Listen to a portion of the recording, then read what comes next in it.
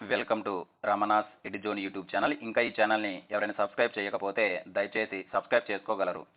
మనము ఈ వీడియోలో ఈవో గ్రేడ్ 3కి సంబంధించి పేపర్ 2లో భాగంగా మనకు 4వ చాప్టర్ అయినటువంటి హిందూ పురాణాల మీద గతంలో అడిగినటువంటి 3 టాపిక్ల గురించి మనం డిస్కస్ చేద్దాం. ఇక్కడ మనం బాగా గమనిస్తే చూడండి, ఇక్కడ మొదటి టాపిక్ ఏంటి, మనకు దశావతారాలు. అంటే మనం బాగా గమనిస్తే చూడండి, ఇక్కడ హిందూ పురాణాలలో చూడండి, ఇక్కడ హిందూ పురాణాల ప్రకారము మహావిష్ణు యొక్క దశావతారాలు 4 యుగాలుగా విభజించబడ్డాయి. అంటే మనకి ఇక్కడ హిందూ పురాణాలలో మొత్తం ఎన్ని యుగాలు ఉన్నాయంటే 4 యుగాలు ఉన్నాయి. అయితే ఇక్కడ ఈ 4 యుగాలలో మనకి ఎగ్జామినేషన్ పాయింట్ గతంలో ఏం పడిందంటే, మనకు ఈ 4 యుగాలలో మనకు వచ్చరికి దశావతారాలు 10 ఉన్నాయి కదా. ఈ 10 సరికి ఒక్కొక్క యుగంలో ఎన్ని అవతారాలు అవతరించాయో గతంలో అడగడం జరిగింది. వాటి గురించి మనం చూద్దాం. ఇక్కడ మనం బాగా గమనిస్తే అంటే మనకు హిందూ పురాణాలలో మొత్తం ఎన్ని యుగాలు ఉన్నాయి, మనకు 4 యుగాలు ఉన్నాయి. వాటిని ఫస్ట్ ఏమంటే మనకు సత్యయుగము, దీని మన కృతాయుగము అంటారు.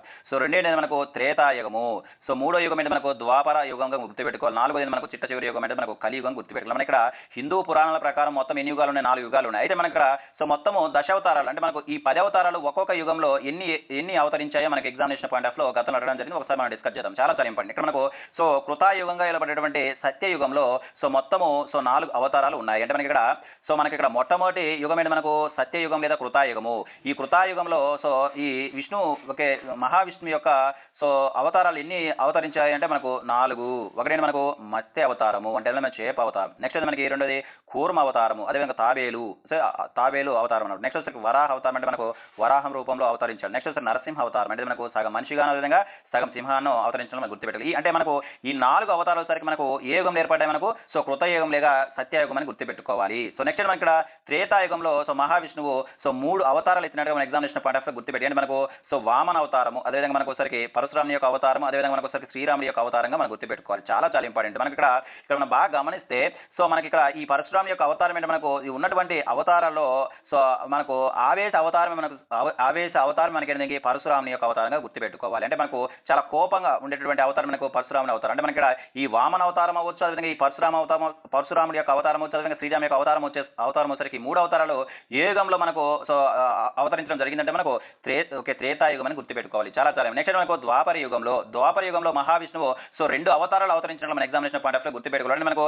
బలరామ అవతారం, అదేవిధంగా శ్రీకృష్ణుడి యొక్క అవతారం. చాలా ఇంపార్టెంట్. మనకి ఇక్కడ శ్రీకృష్ణుడు యొక్క అవతారం ఏ యుగంలో వచ్చింది, మనకు ద్వాపర యుగంలో వచ్చింది. అదేవిధంగా మనకు ఒకసారికి శ్రీరాముడి యొక్క అవతారం ఏ యుగంలో ఏర్పడింది, మనకు త్రేతాయుగంలో ఏర్పడిందని గుర్తుపెట్టుకోవాలి. అదే మనకు నెక్స్ట్ మనకు కలియుగము. ఈ కలియుగంలో మనకు ఇంకా జరుగుతుంది. కలియుగంలో ఒకసారికి ఒక్క అవతారం ఇస్తాడు. అదే మనకు కలియుగం మన ఎగ్జామినేషన్ పాయింట్ ఆఫ్ లో గుర్తుపెట్టుకోవాలి. ఇక్కడ సింపుల్ గా మనం గుర్తుపెట్టుకోవాల్సిన విషయం ఏంటంటే మహావిష్ణువు కృతాయుగంలో సరికి 4 అవతారాలు గాను, అదేవిధంగా మనకు సరికి త్రేతాయుగంలో సరికి 3 అవతారాలు గాను, అదేవిధంగా మనకు ద్వాపర యుగంలో సరికి 2 అవతారాలను, అదేవిధంగా మనకు నెక్స్ట్ కలియుగంలో మనకు ఒక్క అవతారం రూపంలో అవతరిస్తాడు మన ఎగ్జామినేషన్ పాయింట్ ఆఫ్ లో గుర్తుపెట్టుకోవాలి. చాలా ఇంపార్టెంట్. ఓకే, నెక్స్ట్ మనకి ఇక్కడ ప్రాచీన విద్యలు. అంటే మనకి ఇక్కడ ప్రాచీన విద్యలు ఏంటో మనం చూద్దాం. ఒకసారి గమనిస్తే, ఎందుకంటే మనకు గతంలో అడగడం జరిగింది అన్నమాట. అందుకని ఒకసారి మనం ఫోకస్ చేద్దాము. అంటే మనకు ఈ ప్రాచీన విద్యలు మనం ఏమంటామంటే మొత్తం మనకు 14 అనమాట. చాలా ఇంపార్టెంట్. మనకి ఇక్కడ 14 అంటే మనకు 2 బిట్లు గుర్తు రావాలి. ఏంటి మనకు మొత్తము ప్రాచీన విద్యలను మనకు 14 అని గుర్తుపెట్టుకోవాలి. అదే మనకు శ్రీరాముడు అరణ్యవాసం జరిపినటువంటి కాలం కూడా మనకి అంతా 14 సంవత్సరాలను మనం ఎగ్జామినేషన్ పాయింట్ ఆఫ్ లో గుర్తుపెట్టుకోవాలి. ఇక్కడ ప్రాచీన విద్యలు 14, అదేవిధంగా మనకు శ్రీరాముడు వనవాసం లేదా అరణ్యవాసం చేసినటువంటి సంవత్సరాలు కూడా మనకు 14 ఈ 2 బిట్లు మనం గుర్తుపెట్టుకోవాలి. నెక్స్ట్ వీటిని మనం ఏమంటాం, చతుర్దశ విద్యలు అంటాం. చతుర్దశ అంటే మనకి అంత 14 అని గుర్తుపెట్టుకోవాలి. ఈ ప్రాచీన విద్యలు ఏంటి అని ఒకసారి మనం బాగా గమనిస్తే చూడండి, ఇక్కడ మొత్తం ఇది వేదాలు, అదేవిధంగా మనకు వేదాంగాలు, అదేవిధంగా మీమాంస, పురాణము, అదేవిధంగా మనం సరికి ధర్మశాస్త్రము, ఇవన్నీ కూడా ఏంటంటే మనకు ప్రాచీన విద్యలుగా మనం గుర్తుపెట్టుకోవాలి. మనకి బాగా గమనిస్తే వేదాలు మొత్తం ఎన్ని ఉన్నాయి, మనకు 4 వేదాలు ఉన్నాయి.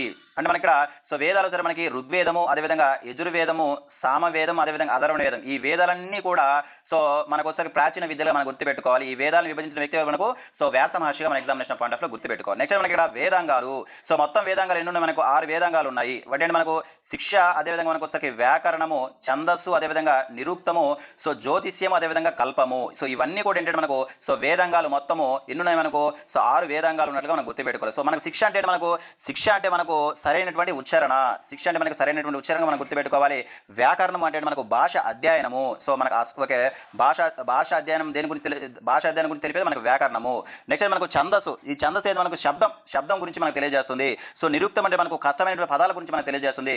జ్యోతిష్యం అంటే మనకి ఏంటి, మనకు నక్షత్ర రాశుల యొక్క స్థితిగతులను తెలియజేస్తుంది. కల్పం అంటే మనకు సామాజిక బాధ్యతలు మరియు సో గృహస్థు వివరాల గురించి తెలియజేస్తుంది. ఇవన్నీ కూడా అంటే మనకు సో వేదాంగాలు మొత్తం 6గా మనం గుర్తుపెట్టుకో. నెక్స్ట్ మనకు సో మీమాంస.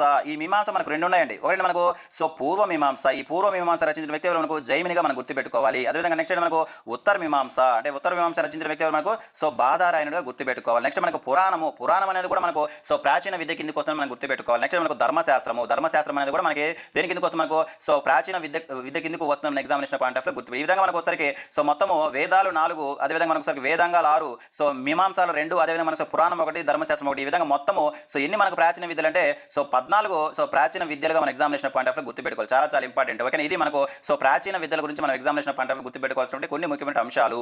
సో నెక్స్ట్ గా గమనిస్తే నెక్స్ట్ మనకు సో పురుషార్థాలు. ఇవి మనకు చాలా చాలా ఇంపార్టెంట్. గతంలో బిట్ అడిగింది. సో ఈ మూడింటిపైన మనకు బిట్ అడిగింది కాబట్టి నేను ఒకసారి సో డిస్కస్ చేస్తున్నాను. ఎందుకంటే సో భవిష్యత్తులో కూడా రిపీట్ అవడానికి అవకాశం ఉంటుంది కాబట్టి ఒకసారి మీకు ఒకసారి గుర్తు చేస్తున్నాను. ఇక్కడ మనకు పురుషార్థాలు.